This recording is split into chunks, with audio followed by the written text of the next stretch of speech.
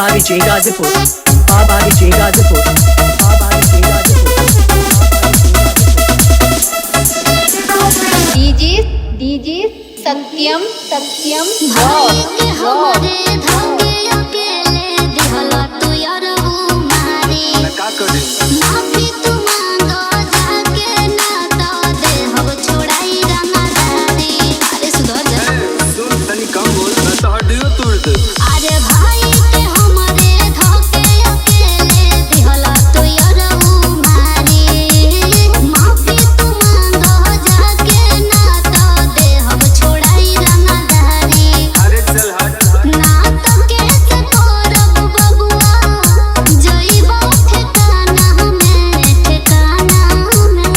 बुझला। हल्का में बुझा जाएगा। गाजीपुर मोर घर हो पगली चर्चा बाजा माला में हमारा जिला के मारल नायक भैया। Put your fucking hands up। और गाजीपुर जिला के मारल नायक भैया लिखाला थाना में।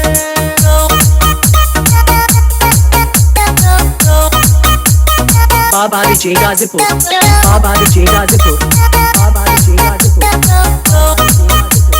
डीजे सत्यम